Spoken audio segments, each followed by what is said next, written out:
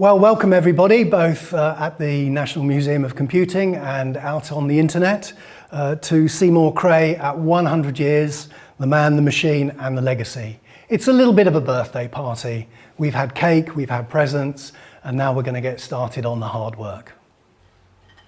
So, the man, the machine and the supercomputing legacy. We're going to whiz fairly quickly through an early biography, look at some of the machines he cut his teeth on, the machines that he started his work on. We'll look at the work he did with Cray Research and beyond. And we'll also look at a little bit at the legacy of supercomputing, what they did for us, what did supercomputers ever do for us. And then finally we'll do a Q&A and a wrap up. This was the earliest photo that we could find. I think Seymour's looks like about 8 or 10 there. That's at CFMIT, which is the Chippewa Falls Museum, that photo was on display there. So he was born, he went to school, he did some military service, and he married as well. His dad, interestingly, was the town civil engineer who kept the Chippewa Falls utilities running. And then when he retired, somebody asked him, well, where's this sort of piece of infrastructure? Oh, he says 3rd Street, 4th block down, 3 feet down there. And that's where, of course, it was. However, nobody else knew that. So he went back to being the town engineer for a while to draw out all the maps of where everything was. So his father had the ability to hold large, complex arrangements in his head, which may have been where he got it from. So as early as an age of 10, Seymour was able to build a device out of an erector component set that converted punch paper tape into Morse code signals. And the basement of the house had been dedicated as Seymour's laboratory. After military service, which curiously he spent some of the time working on breaking codes in the Japanese arena, he went back to Minnesota and did some military funded study, and then after that, when he applied for a job at ERA in a used glider factory in St. Paul. So let's have a look. So we'll look here very briefly at the arc of his career, both the machines he worked on and the companies he worked at. And we're going to particularly pick out 2 of his machines that we'll have a bit of a look at, the 6600 and the Cray-1 being probably a lot of people's favourite machines, but I will also talk about some of the other machines too. The graphic at the bottom shows his involvement sort of post-1972, initially with Cray Research, then independently as Cray Labs and Computer Corporation. So that's the sort of timeline over the arc of that career. So now, if this all holds true, this has to be back to the beginning, this has to go full screen. So first off then, let's hear from Seymour. What do you find most intriguing about designing computers?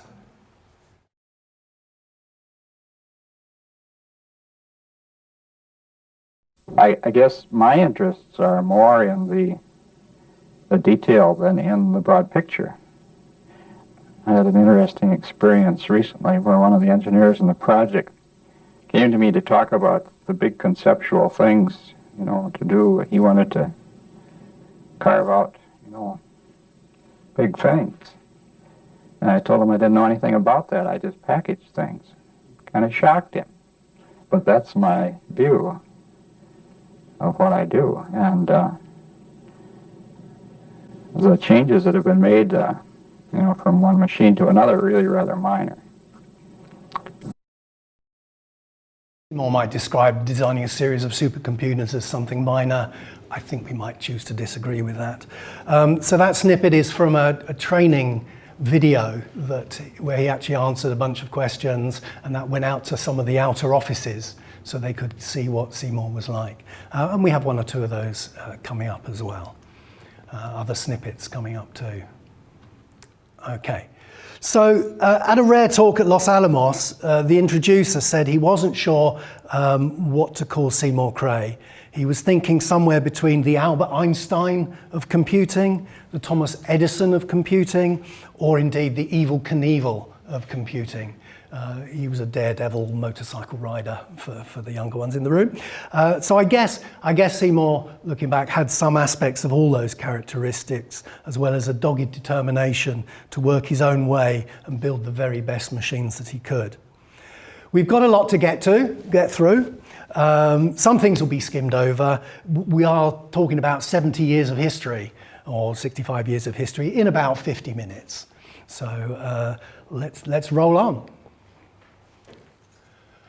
So the early machines at ERA, I mentioned after his college study, he went to join ERA, Engineering Research Associates, which was formed out of the United States Navy laboratory that had built code-breaking machines. Seymour's in here was obviously his code-breaking experience, but also the recommendation of one of his college professors. Joining ERA in 1950, Cray quickly became regarded as an expert on digital computer technology, especially following his design work on the ERA 1103 that we see here, his sort of first commercially successful machine he was involved with. He remained with ERA, was bought by Rand, moved under Sperry Rand and became Univac. The machine shown here, the ERA 1103, was used for analysing wind tunnel data at NASA Lewis Research Centre in Cleveland.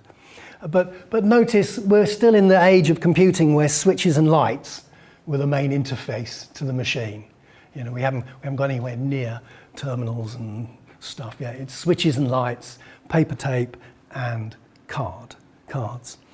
Now Seymour, who had already got a bit of a good name for himself by then, was poached by Control Data Systems, CDC, but they weren't allowed. There was a bit of a delay because CDC, who was also going after government contracts, didn't want to upset the Navy by poaching him from ERA. So there was a bit of a delay, but eventually he moved to Control Data Corporation. This machine, made in 1960, the 1604, was the first machine produced by Seymour at CDC in Minneapolis. It was an early solid-state machine. So this was where they were actually using transistors as opposed to mechanical switches, valves, and previous generations of hardwired logic. So initially, Seymour was using a batch of cheap transistors that he bought from somewhere, that were, and rejected the ones that weren't stable enough for the machine.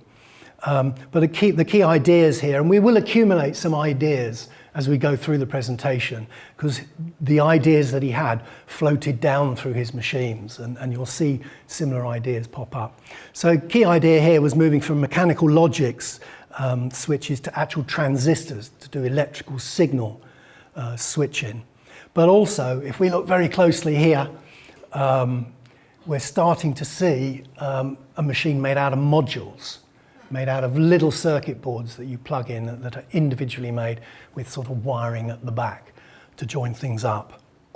We may see some more of that. Close up, this is a bit of your actual core store here. The old-fashioned wires and ferrite rings. It's about 32K, and I looked that up. That's less than what's in the chip on a chip and pin card. Right? So your chip and pin cards now have up to 1 megabyte on them to hold all your vital credit information, but that's less than that's more than the whole working machine way back in the day. Okay, so still at CDC, a little bit of an outtake. This one. This is an image of a CDC 160A. That is also located in Chippewa Falls. Its working life was 1961 to 66 at the US Air Force. It was rumoured to have been designed over a weekend whilst he was off with the flu, because it's a cut-down version of one of the other CDC machines that they were working on. It was about a £60,000, not desktop computer, not desk-side computer, but desk built-in computer, because it was actually built into the two metal sides of the desk. I guess that was the useful case that he had available at the time. A 12-bit cut-down version was also released as the CDC 160A, and it was considered as the first of the mini computers. You know, it's sort of like, it's not a great big machine, it's a mini computer, and it's thought that, you know, the possibility of having a machine that kind of size means that, you know, mini computers are a feasible idea. New versions of the 1604 architecture were rebuilt into the CDC 3000 series, which was sold during the mid-60s. And interesting, this CDC 160A, this type and size of machine was used as a peripheral processor, an I/O processor, as we may see in the next bit. It was never seriously marketed as a mini computer, but a few were sold at about £100,000, which was quite a lot in the 60s. But most importantly, it influenced others to build smaller size computers. And the whole mini computer business was kind of kicked off from there. So let's have a look now at one of his star machines. Sorry, not star, because that's a different project. One of his machines. The CDC 6600 from about 1963 era. This photo here is Seymour sitting at the terminals. I mean, this system is that old. They didn't have square televisions back in those days. They had round screens upon which the information was projected, you'll see. And this 6600 was formed in a cross shape. Okay, so keep an eye out for that shape of cabinet as we look. So the now defunct Living Computer Museum in Seattle had what was probably the last CDC 6500, which was the machine before this. It took 2 years to restore and a lot of ongoing maintenance. This CDC 6600 was a second iteration of the electrical package that they put together, and CDC as a corporation were getting very stretched in the financial areas. So let's have a quick look and see if we've got some original photo, some original image, some film of a CDC 6300. Be ready in your ears. The next stage in the processing of the measurements is a computer system. It should be a fast, time-sharing system capable of accepting information from a wide variety of sources simultaneously. That's why the control data 6600 is at CERN.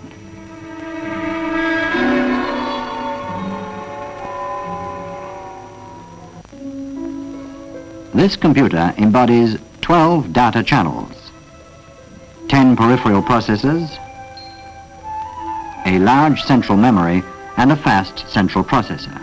Because of the great amount of information obtained and the widely varying speeds of the measuring equipment involved, the computer system must utilize special peripheral devices organized for extreme efficiency in the handling of information. Disks are used as a buffering mechanism, a storage location for information coming in from equipment such as the card reader or going out to line printers, which are too slow to keep up with a high-speed computer. Multiplexers ensure the orderly flow of information from slow peripherals through a single high-speed data channel. When all are working together as fast and efficiently as possible, theoreticians, experimentalists, programmers, and equipment operators will be receiving the data they need simultaneously. A free-flowing basis is a massive undertaking. The control data 6600 at CERN is the world's most powerful computer, a fast, time-sharing system, the only one available with the storage capacity, super speed, computational capability, and storage protection necessary to the successful handling of data for this type of research. It is one of the 3 computer systems in Control Data's 6000 series. The other 2 are the 6400, a smaller version of the 6600, and the 6800, which will be 4 times faster than the 6600. Because of its unique organization, the 6600 can accept information simultaneously from a wide variety of sources. It is a combination of an extremely high-speed central processor and 10 peripheral processors that work together as a single system.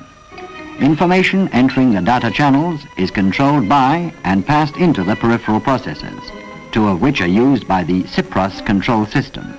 These perform housekeeping chores to keep the central processor free to perform arithmetic calculations only. The central memory has 131,000 60-bit words of very fast access storage. The arithmetic section of the central processor is divided in 10 parts and is designed for concurrent or parallel operation. This means that 10 arithmetic operations can be performed at the same time at speeds approximating 3 million operations per second. From start to finish, from the reading of information into the computer and the reading out of the results, the time lapse can be only a fraction of a second. The inner workings of the 6600 are viewed through these two cathode ray tubes. They display the flow of information through the system, the information stored in it, and the necessary data an operator needs in order to keep an eye on the overall operation. The operator can interrupt, stop, or call for any phase of the operation he wants by using. So that was a little bit of footage from CERN, an early adopter of high-performance computers way back in the day.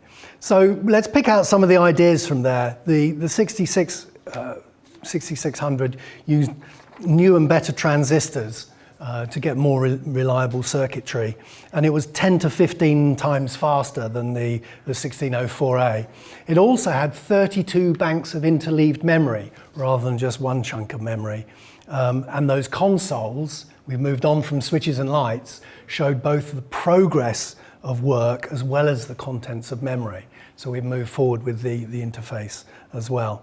And as noted in there, the 6600 gained speed by farming out work to 10 of those peripheral processors, freeing the RISC-like CPU unit to actually process the data and crunch the numbers. And the concept of the iOS we'll see reappears. It also mentioned separate functional units for addition, multiply, and as well as operating registers for add, multiply, divide, shift, and those other things, and that they can work in parallel within the machine. That's again another crucial thing within the machine that is required and is used in later supercomputers. So Gordon Bell, noted Gordon Bell, quoted, "I just can't tell you how impressed I was when I first saw the 6600 manual. To begin, it was thin and terse. It was just the most elegant computer I had ever seen. Given its incredible speed and inherent complexity, I didn't begin to understand what I could really do with it. Everyone's reaction looking at the performance numbers was uniformly, oh my God, this thing is fast. How are they doing all of that? Particularly with a 10 megahertz clock. But they had 4 phases, so it was more like a 40 megahertz clock at the time. And they were doing floating point operations in 3 cycles. Floating point about 300 nanoseconds. So how was he doing it? How was it going so fast? We were sweating to build an order of magnitude slower unit at the time. So with the 6600, it really was one of the first groundbreaking scientific supercomputers.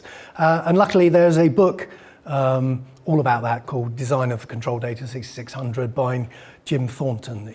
It's possible to dig out. Okay, so we're rolling forward now from CDC, and thanks to Gene at Dreaming Machines for this key pivot point in Seymour Cray's career. The 6600 was the trigger for the now famous 1963 memo from Watson at IBM complaining about how his great big development team couldn't beat the modest 34-person effort at Cray. I failed to understand why we lost our industrial leadership position by letting someone else offer the world's most powerful computer. And later IBM was embroiled with a big leadership battle after announcing a big legal battle after announcing a paper version of a machine they hadn't built yet. So CDC was starting to feel the heat of competition, and supercomputing was recognized as a valuable market to go after. And key ideas from the 6600 were the multi-layer boards and of course a stack of modules with some wiring at the back. Seymour left control data to found Cray Research in about 1972.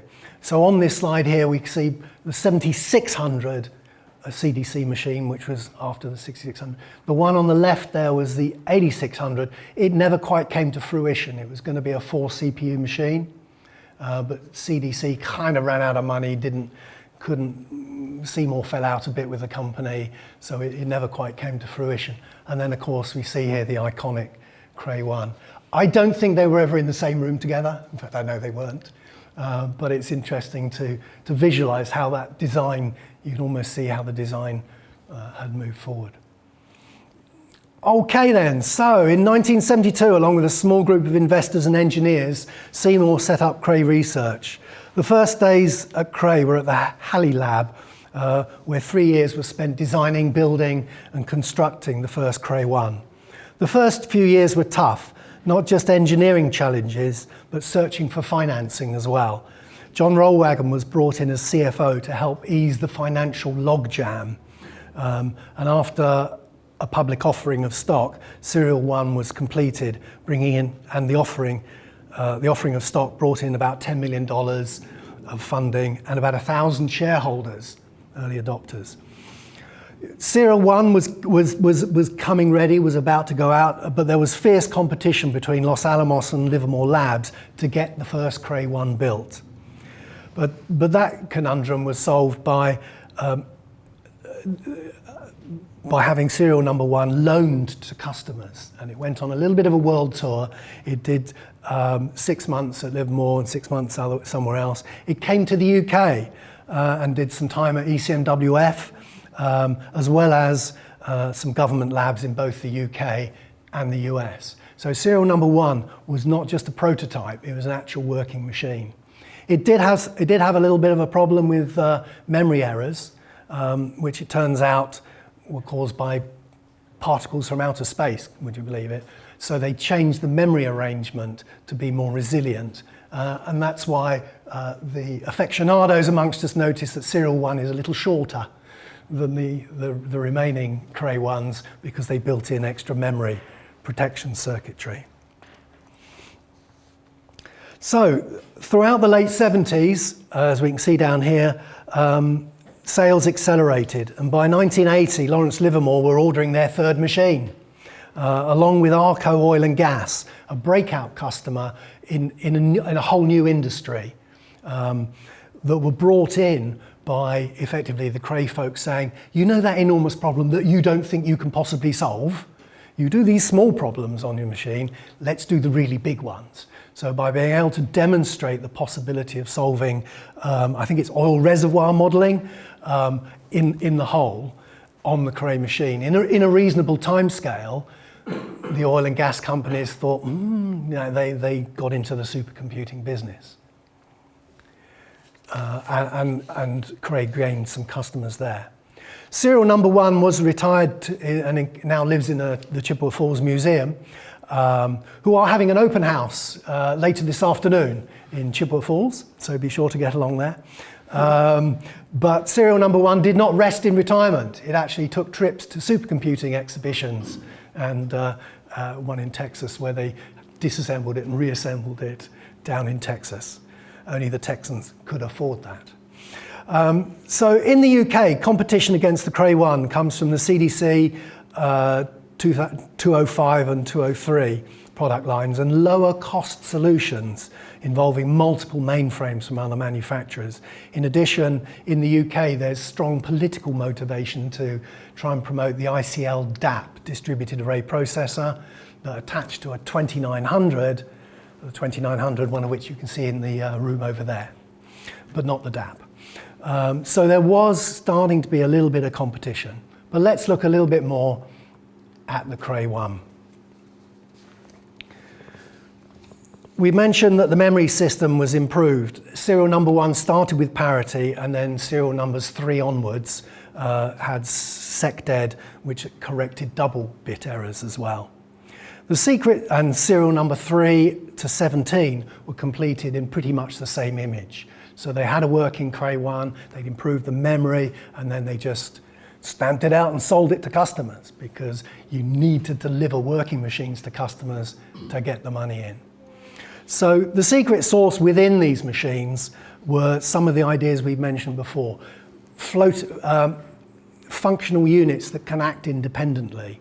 Vector registers, which are a collection of numbers that you can then work on as a flow through a functional unit and start getting results almost every clock cycle. Now, I'm asked to explain this. The best image I can come up with, if you think of a slinky, you know the slinky toys, the spring slinky toys? Come on, say yes, yes, yes, slinky toys, yes. At the top of the stairs, you flick it over, right? And it goes, it's like that. As the numbers which are the springs going through the functional units, when you get that right, you get that smooth flow all the way down through the processor at full CPU speed. There's no tucking it back into memory and pulling it out again. If you got the programming right, which is why there are clever software guys in the house, you could get it to work at full register speed, not worry about the delays to memory. You also had the advantage of, even if you did have to get stuff from memory, because it was cut into banks, you get a number from this bank, that would be offline for 4 cycles. You get the next one from the next bank, the next one from the next bank, and then while they were going through there, getting back ready for the next number, you go back to the top. So you could pull a vector of 64 numbers from memory at full speed, because the banks were separate and independent. So the idea of building in the parallelism and the independence of functional units was what really made the difference in the Cray 1. So in any mode, scalar or vector, it truly was the world's fastest machine. It was about 5 times faster than the CDC 7600, according to Los Alamos. That was the sort of square-looking machine we saw a couple of slides ago. The first sale to NCAR, one of the weather organizations, apparently paid back all the investment that had been made in building serial number 1. So it was a lovely machine. I'm not going to crawl through all these details here on this one. It's available here and on many fine websites near you. But what I'm going to say is those 12 stacks, as you can see, were all made up of individual boards, about 140 boards in each of the 12 stacks, powered from the front, wired connections at the back. And you can see serial number 34 in the simulation lab over there. But the key thing was, it was made out of 3 sorts of chips, 3 sorts of logic chips. You had 4-5 NAND gates, memory chips and register chips. And all the rest of the magic was done with the wiring and the logic of how those chips were put together. So it was a phenomenal build that required a really detailed understanding. And you're going to get a little bit of that understanding right now. Just a little bit. So we're struggling here a little bit with the physical aspects of the machine and the logical aspects of the machine. On the left there is the physical aspects. You've got stacks of boards, and you see the little numbers up the side? Remember, there's 147 boards up and down a stack but they were actually split in 2. So you've got 70 going up and 70 going down. But in each of those columns, and that's an 8-column machine, you've got 147 boards. And they were kind of grouped together in the bits of work that they did. So you had the bits, the scalar functional units, and the vector registers are all kind of, and the control bits are all centered around that black line about halfway down. That had the next instruction to be issued and that sort of thing.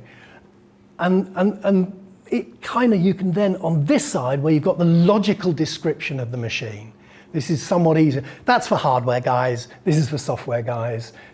So you've got the vector registers, that stack of 64 words, that each one of those you could then flow through one of these functional units back to another vector register. So a lot of the work was done, sorry, I'm pointing up here, in these vector registers. You'd take a stack of 64 words, push them through a functional unit and back to another one. And that was all done. Once you got it rolling, like the slinky down the hill, you're getting 1 result a clock cycle, right? Which is phenomenal. And that's what gave it that great big jump forward. Okay. Okay, so the key ideas here are the parallel use of different functional units at the same time, the vector chaining, the rolling of trains of numbers through multiple operations between vector registers. And we see here, just to join it up, the scalar functional units that are mentioned there actually appear in that place in the machine. So that where it does 1 + 1, adding simple numbers together, you actually can figure out where in the machine it does that. Okay, from the hardware module map. I like that sort of stuff. I just do. Okay, so great hardware is not enough for a successful company. Okay, it also requires a considerable amount of teamwork. A genius inventor can only be successful when part of a team. And key to Cray Research's success was effective teamwork. Cray he tended to concentrate on the logical designs of the circuits and making packaging origination ideas, and the rest of the team, the rest of the Cray Research team, had to deliver on mechanical reliability, electrical stability of power supplies, refrigeration setup. Did I say a Cray one eats 115 kilowatts? Right? 115 one-bar electric fires in a stack, and not only have you got to push that power in, you've got to cool it as well. Okay, so refrigeration setup, really important, and the ability to make machines to customer specifications is really important. And of course, selling machines. You know, once you built the machines, you have to sell them. So selling machines and keeping customers happy until the delivery and acceptance, and working customers through the acceptance is, you know, just as important when you have a fabulous supercomputer. So let's just have a look here. Let's see, who did Seymour Cray admire within the team? Turns out, Harry Runkle. Harry was able to do the detail work that I like to do, area very carefully for a long period of time, and be absolutely sure that what he concluded was right. I mean, that's the skill of a super technician, as I want to be, and so he was one of them. So I really enjoyed working with him. There's room for as many of those people as you can find in our kind of business, and they're hard to find. So Harry Runkle, one of the key engineers working on the Cray project. So other folks we've got around here, Les Davis, I'm going to be in trouble if I get these names wrong. Edna Bunn was his PA down in the bottom left there. Steve Nelson, John Carlson, and Les Davis is the second guy in there. He was pivotal on being able to deliver latest machines, the ones that he'd got the design, and now he needed to deliver the machines. And here we are, John Rollwagon discussing immersion cooling with Seymour and with one of the 8-column Cray ones down there. So let's pop back and see a quick comment from John Rollwagon about teamwork at Cray. And so can you give us a snapshot of Les, or maybe of Les and how he and Seymour partnered so well? Well, I think they had a brain meld too, like I did with Seymour, and Les was on the other side of Seymour. I'm on this side. Yeah. There's Seymour, and then there's Les on the other side. And they understood each other perfectly about what it was going to take to make the computer reproducible. I mean, Seymour didn't want to reproduce it, didn't want to be involved with it, but he knew enough about the techniques and technology involved and was sure to design something that Les would be able to reproduce in volume.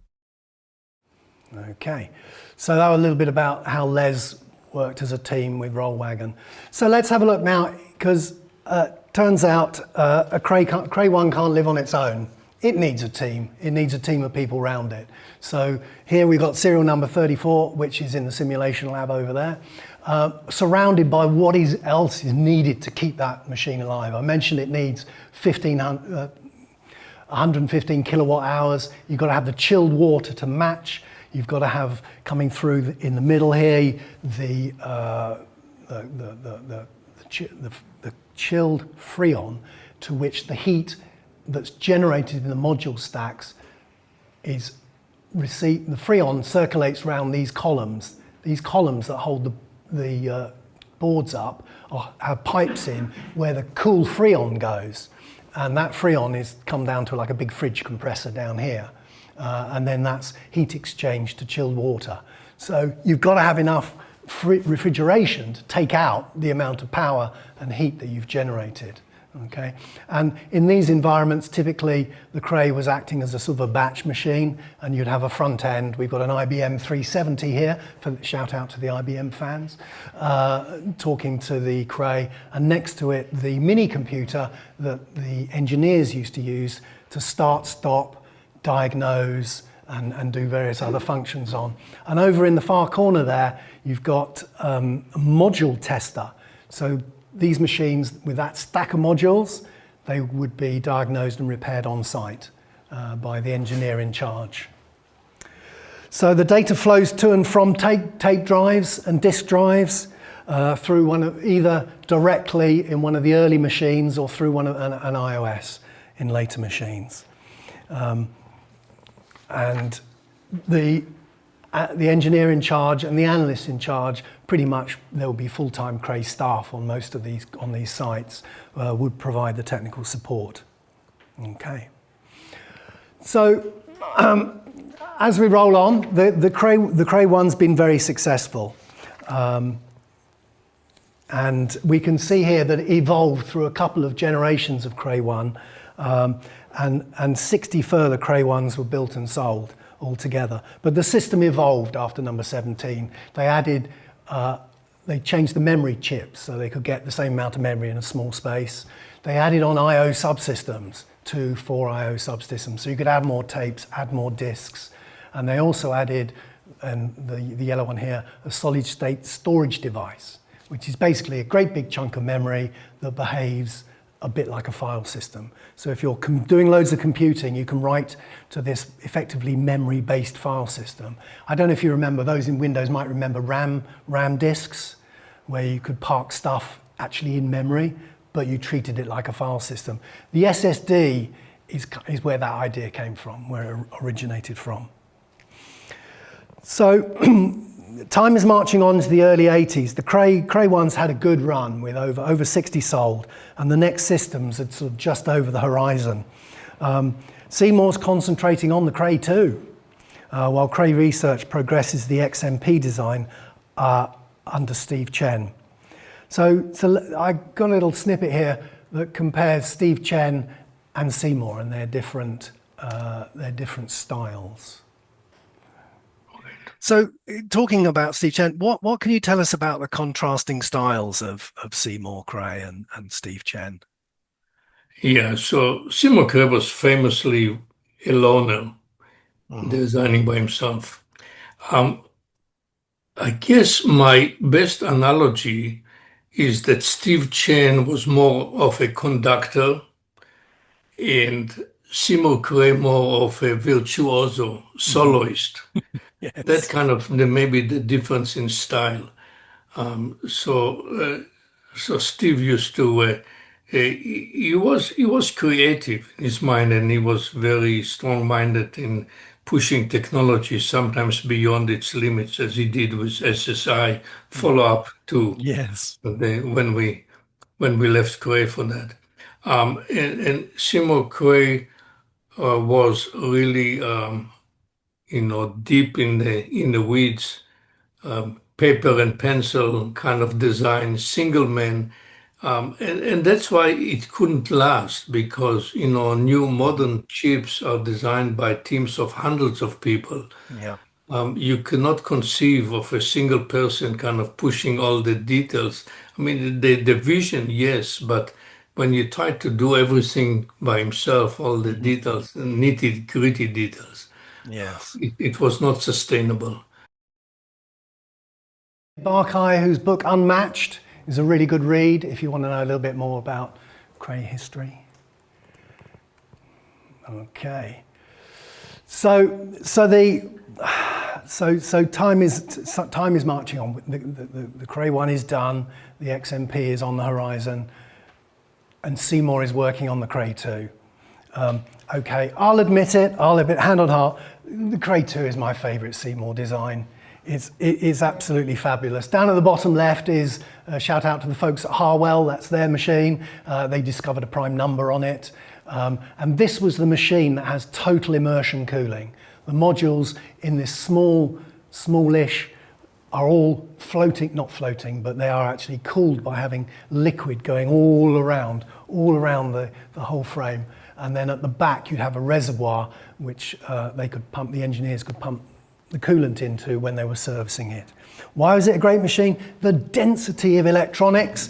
I'm just going to wave my Cray 2 board here. It's a 3D module. It's not just a one layer, it's 3Ds, and the fluoriner would go through the board to suck out all the heat. And that gave a real high density of electronics. The speed of processor is about a 4 nanosecond clock, and the size of main memory. It was 10 times the size of the rival Cray XMP. I mean, it was huge. It was the sort of machine that could handle a problem that nothing else could. For example, the Cray 2, the NASA space shuttle was modeled aeronautically as one big model rather than just trying to do the individual bits when they were trying to get the shuttle going again, because it was the only machine that could hold that quantity of memory, information in memory.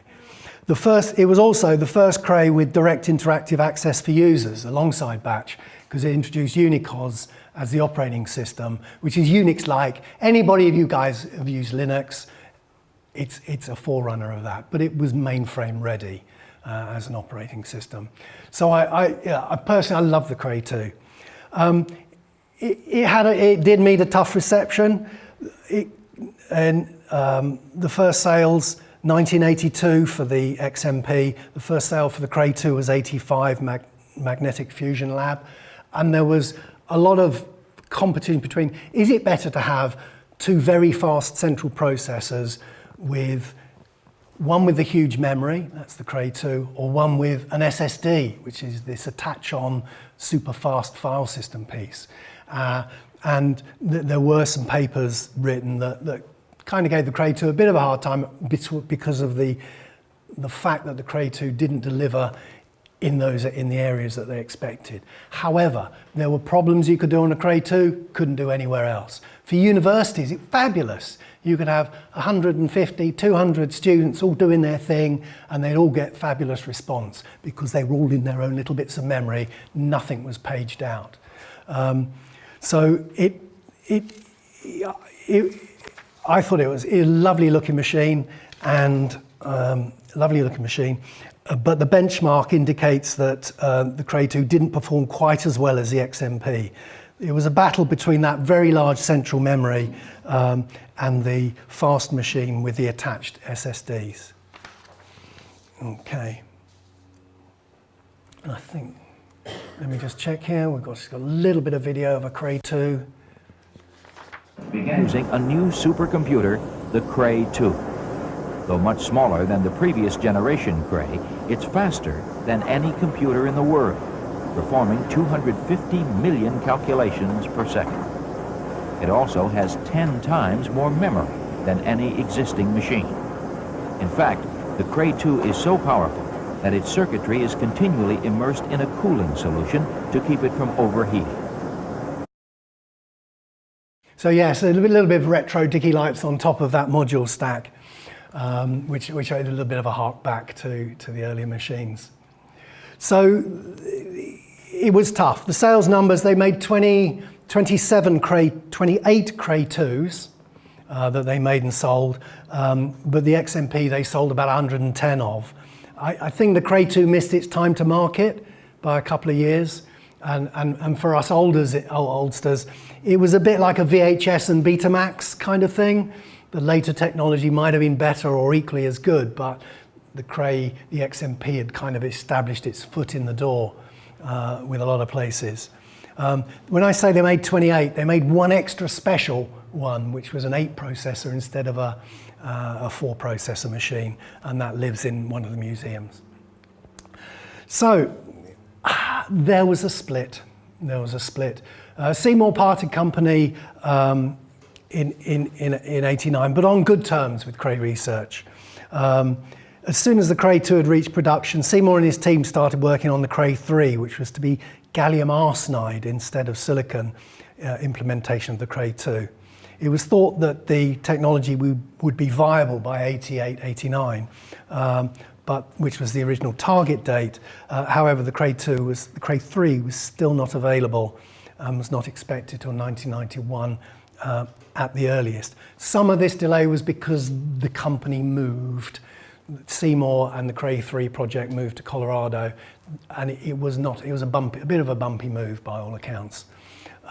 Not bumpy in the trucks, but bumpy organizationally. It was a little bit tricky. So, and we have a picture. This is Seymour with the Cray-3 from Steve Gombosi. Lovely photo, been slightly tweaked, but that's a photo we'll see again in a moment. So let's have a look at this module packaging. We've talked about it a bit before. The Cray-1s and the XMPs, the heat went out at the sides through the copper plates. The Cray-2, it was total immersion cooling. The Cray-3 also did total immersion cooling. Okay, and this is a Cray-3 CPU where each of these is one of these modules, and each of these modules is a stack of, an array of chips bonded together. Okay, but let's dive into a micro detail. I know we're running quite long. Let's run into a micro detail of why building a supercomputer is so hard, and one of the real problems faced by the Cray-3 design team. But Seymour was still innovating. Let's have a look at this. So, because heating inside the machine is not uniform. It originates from the point sources from chips on the board, and the cooling liquid swirls around, extracting the heat. And the coolant's average temperature might be much lower than the individual points where it gets very hot. And where bubbles form, you get a good heat extract because of the phase change between liquid and gas. So you want a certain amount of bubble creation to take the big gas loads away, but you also want those bubbles to be not hanging around. You want them moving, because otherwise you get hot spots precisely where the heat's being generated that you don't want. And with these, the size of your mobile phone is about 5 or 6 cubic inches. That's what a kilowatt will come out of, a 1 bar electric fire out of about the size of your mobile phone. You think they get hot in your pocket sometimes, nothing compared to what it would do running this sort of thing. And the picture shows what happens when things go wrong. Rapid heat build up until meltdown, or a small electrical short escalates very quickly. Normal PCs and laptops have pipes to take away the heat, or a big fin on top of an airflow to take things away. But with immersion cooling, it's got to push liquid through these absolutely tiny little things. And Seymour actually even filed a patent around gas liquid forced turbulent cooling, specifically to do with the Cray-3 and how to handle those little bubbles being generated and how to take those away. So the bubbles are needed for best heat extraction, and high flow rates are needed to get the heat and get those bubbles and stop them sticking to the surface. So complex fluid flows, nonlinear physics of boiling, bubble production process, viscosity of liquids. That sounds like the need for a computational fluid dynamics application on a supercomputer. It's exactly the sort of things, the kind of problems that these machines were used to solve. Whether he did it on this machine, we don't know. But he certainly was thinking about how best to manage the physics within the flow of liquid at the time. Okay, so very quickly, the Cray-3 packaging, it had the 4 of those modules one each of the CPUs on top of this cabinet, and all the bit below is just power supplies to get the power in and cooling equipment. So on the left is an 8 CPU rendering, and on the right a 4 CPU diagram, but there would have been wires on top of that with the interconnection wires removed. So let's have a quick look at how Seymour described the Cray-3 modules. Here we see the same person in the Cray-3 computer. Now, here the clock period has dropped to 2 nanoseconds, but the level of logic is 8 again. So here is the dramatic increase in serial speed.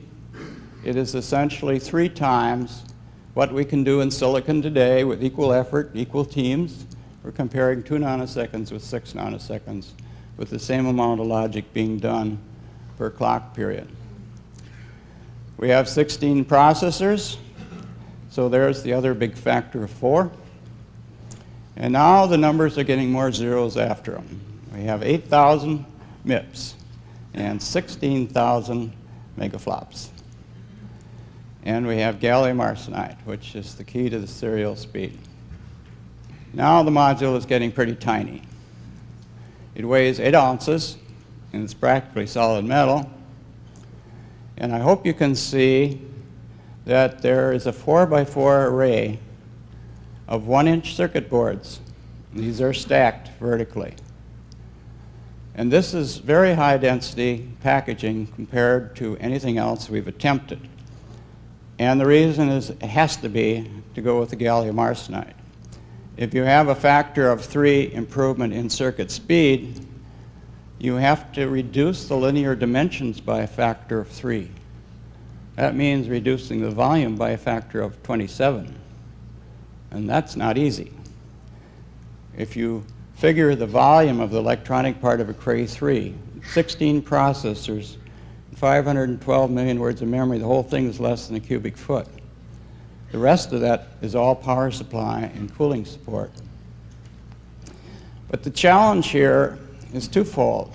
One challenge, of course, is to package the gallium arsenide circuits in a way that will fit in the structure.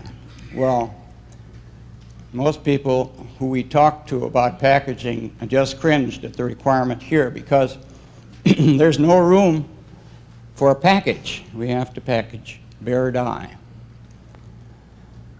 This whole package is only 1/4 of an inch thick, and it has 4 layers of boards, 4 sets of die.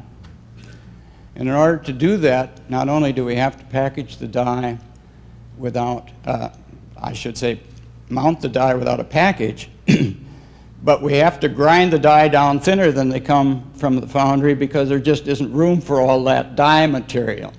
That's the part most everybody couldn't believe. Wafers are usually processed around 25 mils thick, and we have to grind them down to 12 mils because we save half the space in the computer that way. And that seems pretty weird. But if we didn't do that, we'd have a module that was almost 1/2 inch thick, and the whole thing would be slower by a significant factor. So we do terrible things to these little gallium arsenide die. We grind them down, then we bond great big gold posts onto them. Not little wires, but big gold posts, 3 mil diameter posts. The reason for that is the mechanical bonding of the die to the board is done with the same thing that makes the electrical connection. Namely, these gold posts go right through these little tiny boards and get crimped like a rivet, very soft gold rivets. And we bond then 16 die to each of those 1-inch boards. We have a total population of 1,024 fairly large-scale integrated circuits in this area of 4 by 4 by 1/4 of an inch. There are 4 of these modules in a Cray-3 processor, 4 by 4 by 1 inch. And that's a real advantage in the sense that the wires mostly disappear. And we have wires between them, but no big number. And so the path lengths have dropped by, indeed, a factor of 3 linearly. Typically, the average path is right around 1 inch.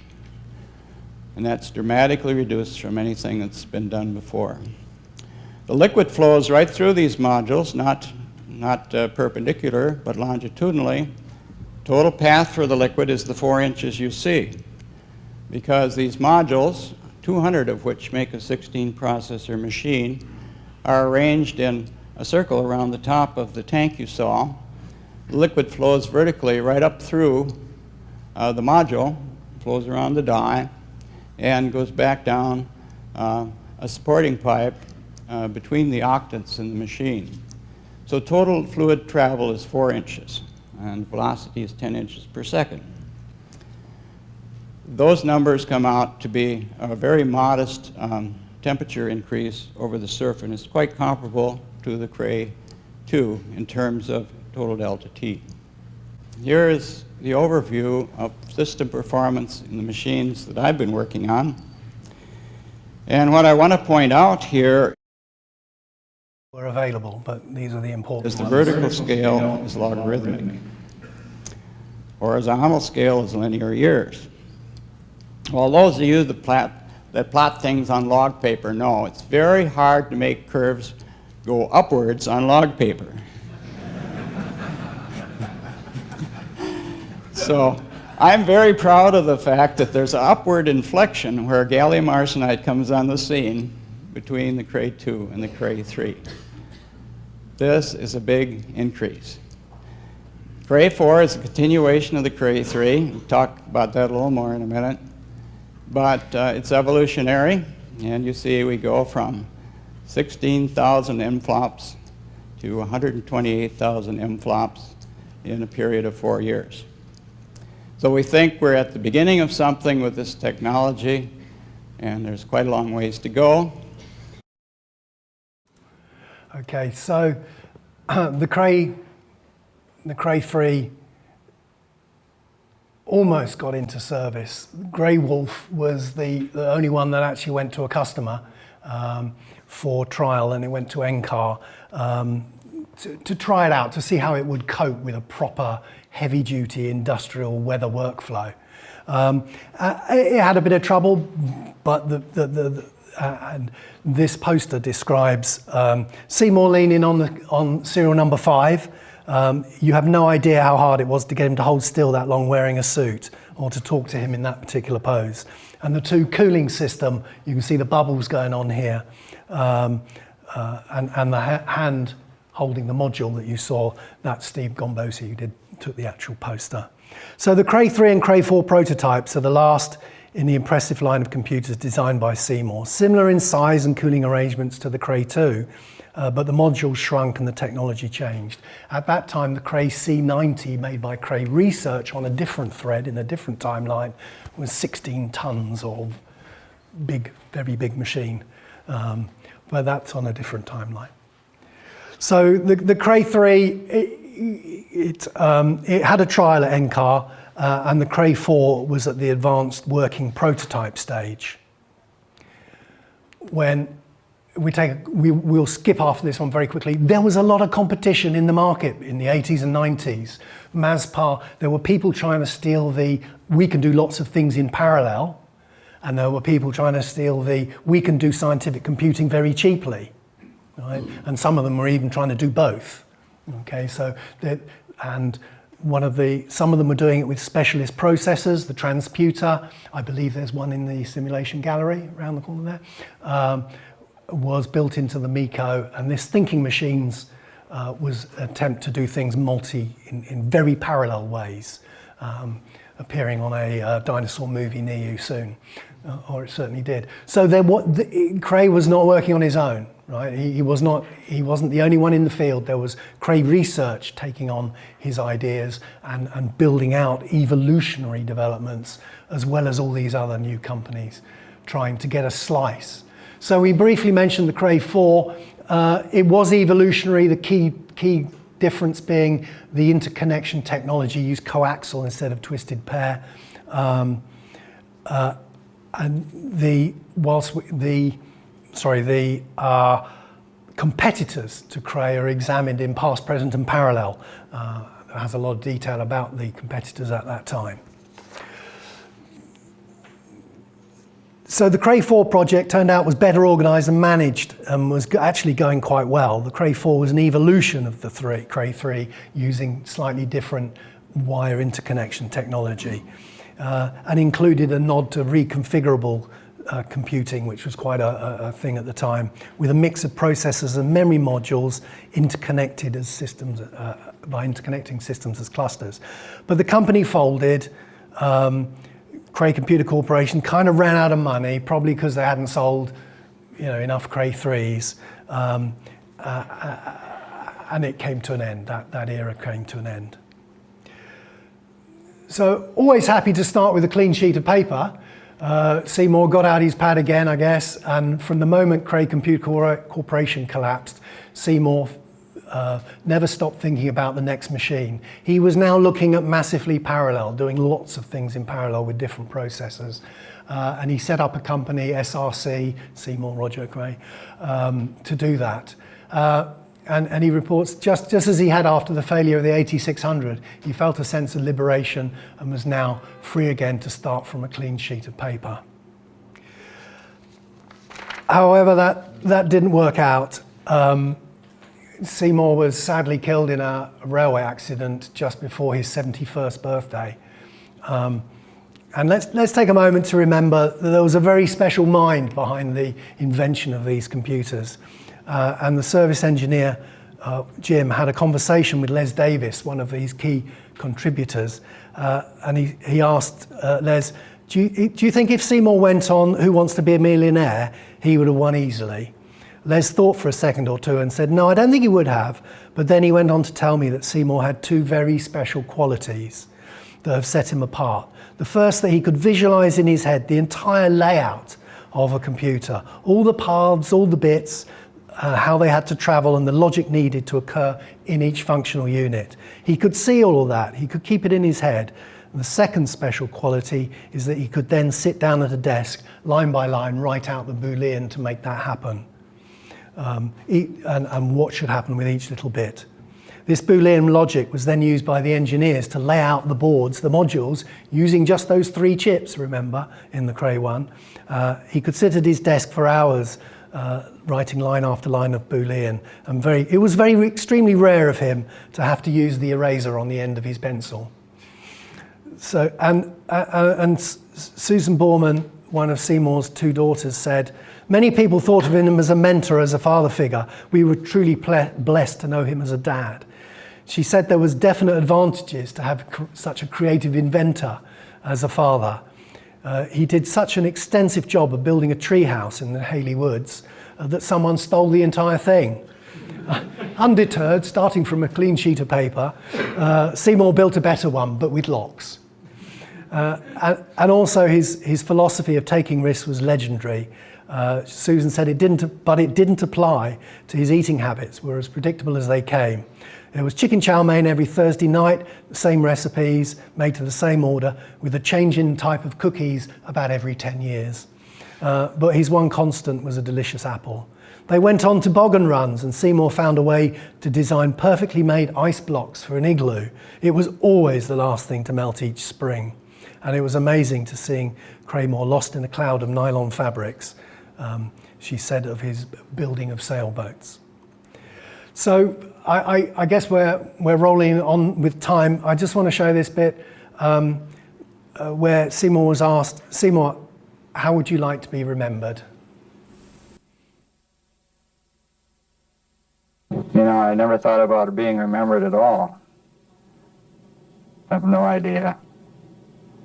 I want to be remembered by the people I live with, being a person they wanted to be with. I want to be satisfied with myself when I die. I guess that's the most important. I did the right things, hopefully at the right times, although that's too hard to do all the time. Be comfortable with yourself. That's enough.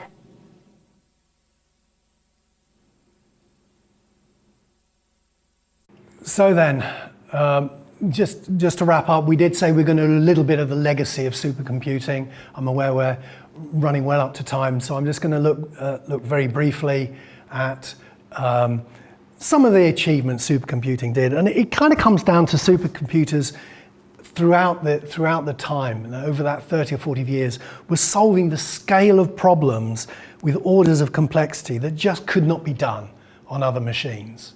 Right? In the oil industry, we can do whole reservoir modeling now, whereas before supercomputers, it was just looking at production flows and a little bit of seismic work.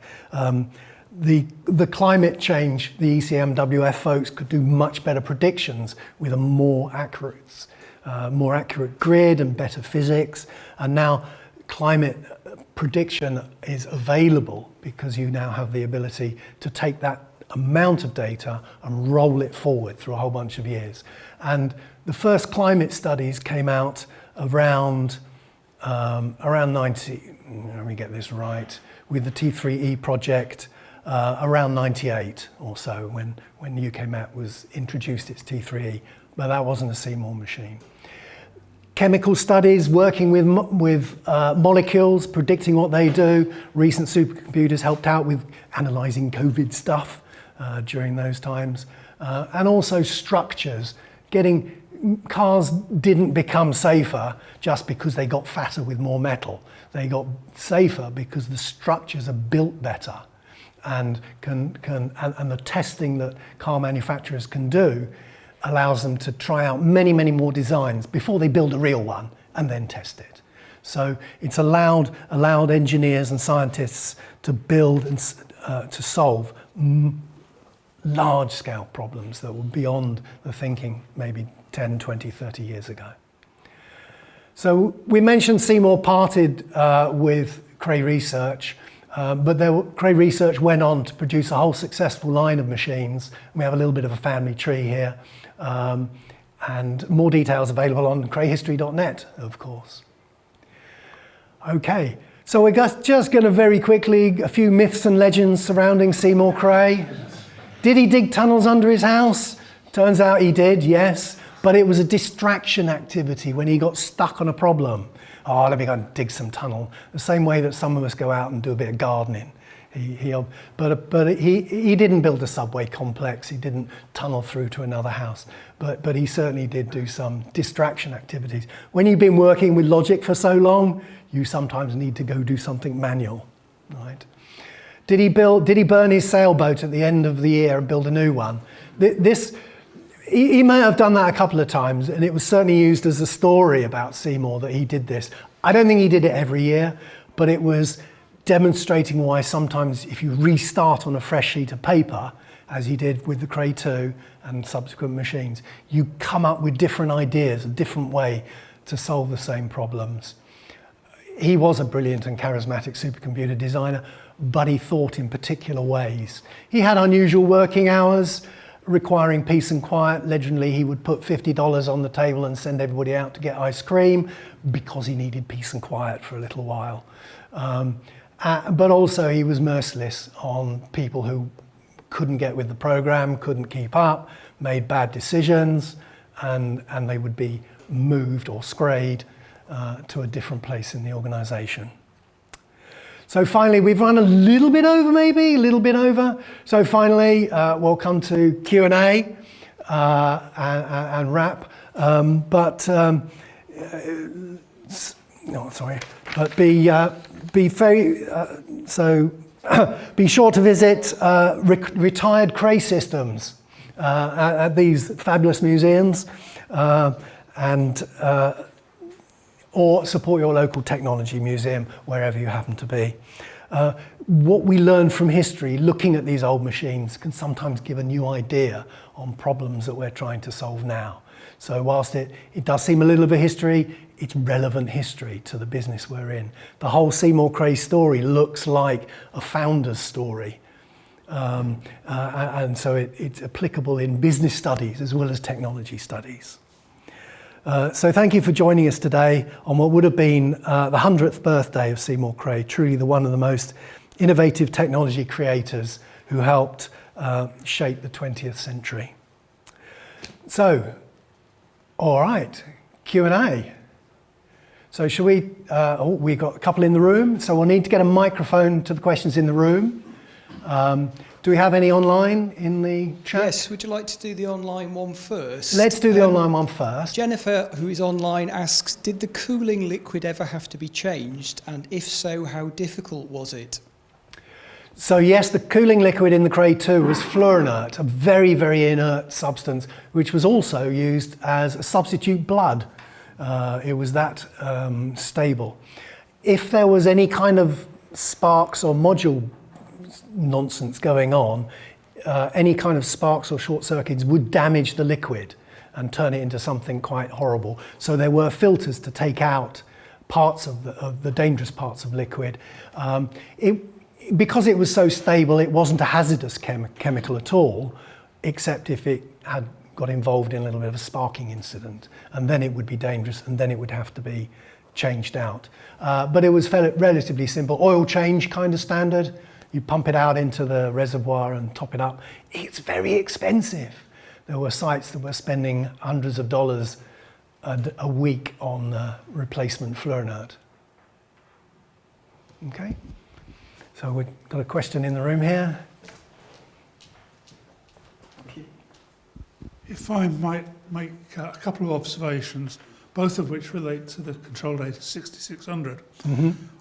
You referred to the very modest instruction set of the 6600 as a sort of proto-RISC machine, which gives rise to the suspicion, not one of mine, that RISC actually stands for really invented by Seymour Cray. Yeah, we can take that under advisement. Yes. The other thing is that you talked about Tom Watson's reaction, very adverse reaction to the launch of the 6600, in which he says that he fails to understand why IBM, with its infinitely greater resources, has not got the world's fastest computer. Seymour Cray heard about this, and his reaction was, I think Mr. Watson has answered his own question. Indeed. I wish I'd said that. Yes, yes. Having small power teams working tightly together on a project can do wondrous things when a team is effective. We talked earlier about Seymour, Les, and John Rollwagon being a sort of a team at the core of Cray Research, doing different things, doing them very well, and that's what can really lift a genius up to somebody hugely successful and get great things done. So I think yes, having a small focused power team of the right people is a real lesson for technology entrepreneurs everywhere. Any more questions? Yes, one at the back here. I have a question, maybe it's related also. You showed the difference between Cray-1 and Cray-2. When the Cray-1 comes out, do new software developer techniques need to be developed to fully utilize it? Because you show the vector processors, different memory banks, and then you show comparison between the advanced version of the Cray-1 and the Cray-2. And of course, for certain customers or certain calculations, it wasn't powerful. So in parallel to the hardware development on Crays, there had to be ongoing software development, specifically in compiler technology, because it's the compiler that allows the computer to deliver its magic by understanding the best way to turn your loops and instructions into machine instructions. So in the very early machines, there was little more than just the compiler. In the later machines, especially the Cray-2 onwards, where you had Unix, there was a lot of other tools that you could examine the performance of your code. And I know there's some people in the room that spent many hours examining the performance of their codes to see that it is using the right paths for the different operations that you've got. Notoriously also, you take a program that's been working marvelously on your workstation, drop it on the Cray, and you get different answers, the thing would stop, and things would apparently not work. Often because the Cray was a 64-bit machine when everything else was much smaller. So sometimes it was the having the extra precision, or having extra, the complexity of the parallelism tripped up many codes when they first arrive on the Cray. So yes, there was quite an army of specialist software guys that would take a code and then make it run fast on the Cray. Does that, also, the compiler technology was useful sometimes. On one of the machines, the Cray EL, which I believe there is over in the simulation lab at the National Museum of Computing, it had one of its chips had a bit of a problem with it, and it would hang. You know, one of the 4 CPU chips.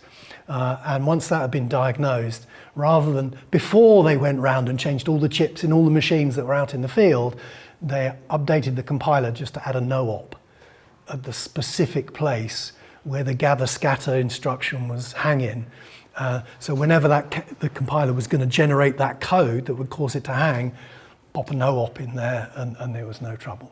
They did later go on and replace all the chips. So the compiler technology was part of the team that made these supercomputers fast. That's probably more than you wanted for your answer. But yes. Any more questions? One more over here.